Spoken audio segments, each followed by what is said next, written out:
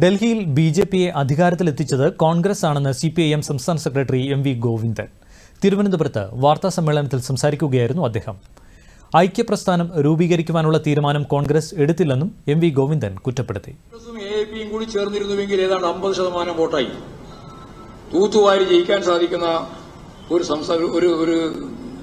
സംസ്ഥാനം തന്നെ പോലെ കേന്ദ്രഭരണ പ്രദേശമാണെങ്കിലും സംസ്ഥാനത്ത് അത് ബിജെപിക്ക് അടിയറ വെക്കാൻ നൽകിയ കോൺഗ്രസിന്റെ പ്രധാനപ്പെട്ട നേതാവ് ഉൾപ്പെടെ ആർക്കെതിരായിട്ടാണ് അതിശക്തിയായിട്ടുള്ള വിമർശനം അവിടെ ഉന്നയിച്ചത്?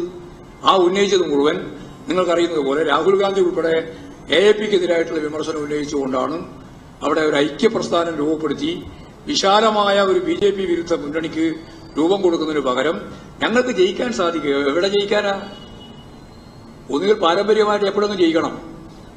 100% തൂക്കുന്ന സംസ്ഥാനത്ത് പോലും ഒരു ഐക്യപ്രസ്ഥാനം രൂപപ്പെടുത്താനുള്ള നിലപാട് സ്വീകരിക്കാത്തതിന്റെ ഭാഗമായി വലിയ നഷ്ടമാണ് ഇന്ത്യ ബ്ലോക്കിന് മൊത്തം, ബിജെപി വിരുദ്ധ പ്രസ്ഥാനത്തിന് പൊതുവെ ഇന്ത്യയിൽ ഉണ്ടായിട്ടുള്ളത്. അത് കോൺഗ്രസിന്റെ ഈ നിലപാടാണ്. ഈ കോൺഗ്രസ് നിലപാട് എപ്പോഴും വലിയേട്ടൻ മനോഭാവത്തോടെ ഞങ്ങൾ കൊണ്ട് ഭരിച്ചതാണ് എന്ന് പറഞ്ഞിട്ട് മത്സരിക്കാൻ പുറപ്പെട്ടാൽ ഇത്തരത്തിലുള്ള ഹരിയാനയിലും അത് തന്നെയാണ് ഉണ്ടായത്, ഇപ്പോൾ ഡൽഹിയിലും അത് തന്നെയാണ് ഉണ്ടായിട്ടുള്ളത്.